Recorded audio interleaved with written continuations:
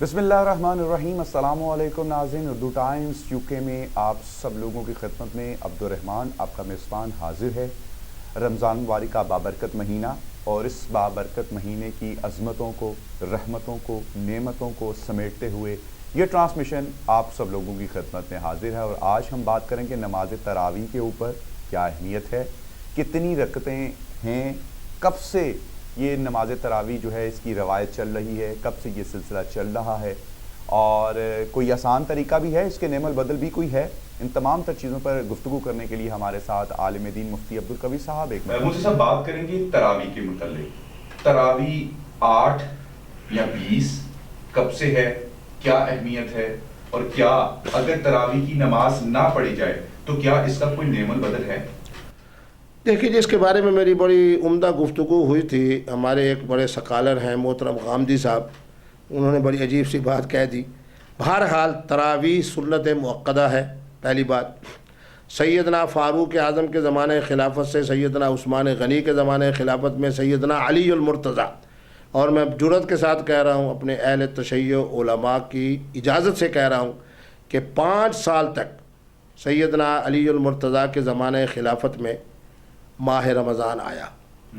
5 سال سیدنا علی المرتضیٰ نے خود نماز تراویح کی امامت فرمائی، خود 20 رکعات 4000 صحابہ کی امامت فرمائی۔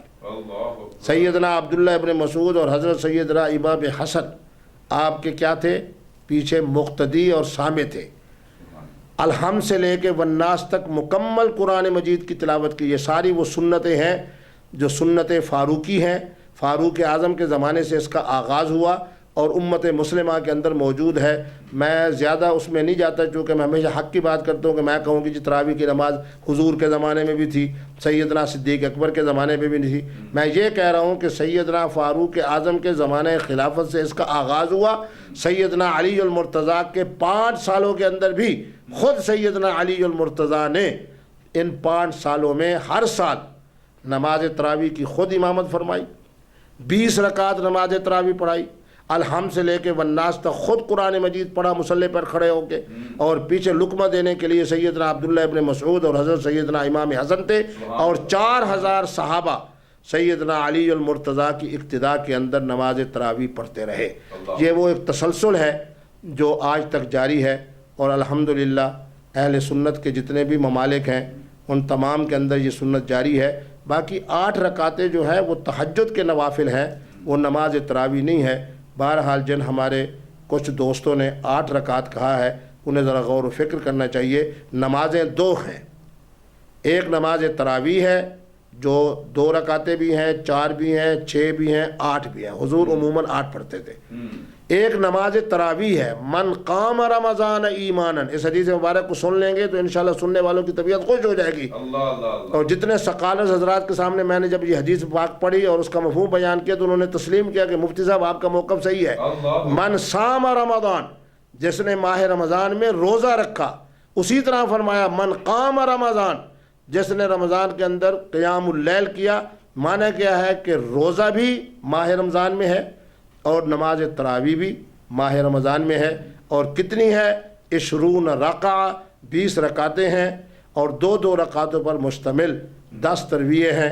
اس طریقے پر اللہ تبارک و تعالی ہمیں ماہ رمضان کے اندر نماز تراویح مسنون سنت مؤکدہ پڑھنے کی اللہ نعمت عظمی مزید اس کے اندر استقامت عطا فرمائے۔ مفتی صاحب اس کا کوئی نعمت بدل بھی ہے؟ کیونکہ بعض اوقات ہم سستی بھی دکھاتے ہیں، شاید روزے کی وجہ سے یا کوئی جسم اجازت نہیں دیتا، تو اس کا کوئی نعمت بدل ہے کہ ہم اس کا اتنا کوئی ثواب مل سکے؟ کہ یہ میں سنت مؤکدہ کہہ رہا ہوں، نہ فرض کہہ رہا ہوں، نہ واجب کہہ رہا ہوں۔ ٹھیک ہے، اگر آپ کے لیے سہولت ہے کہ آپ 4 رکعت پڑھتے ہیں تو 4 رکعت پڑھ لیں، 8 کا ہے، 10 کا ہے، 12 کی ہے، جتنی آپ کو سہولت ہے۔ اگر اس وقت نہیں پڑھ سکتے، کام کے اندر ہیں، تو تہجد کے نوافل کے وقت پڑھ لیں۔ وہی تہجد کے نوافل آپ کے لیے نماز تراویح بن جائیں گے۔ تو چونکہ سنت مؤکدہ ہے، اس لیے میں ان علماء میں سے بھی نہیں ہوں جو آپ کے اوپر لازم کروں کہ آپ ہر حالت کے اندر آپ نے نماز تراویح پڑھنی ہے۔ بعض بیچارے سوال کرتے ہیں جب نماز تراویح نہیں پڑھی تو روزہ ہوا ہے یا نہیں؟ میرے بچوں، نماز تراویح علیحدہ ہے عمل اور روزہ علیحدہ عمل ہے۔ تو روزہ جو ہے وہ فرض ہے، اس کا نماز تراویح سے کوئی تعلق نہیں۔ نماز تراویح جو ہے وہ سنت مؤکدہ ہے، اس کو ماہ رمضان میں ہونے کی وجہ سے ہم پڑھ رہے ہیں، ادا کر رہے ہیں. باقی بہتر یہی ہے کہ ہر رات 20 رکعات پڑھیں، سنت مؤکدہ ہے. اگر نہیں پڑھ سکتے تو اس کے اوپر کوئی گناہ نہیں ہے.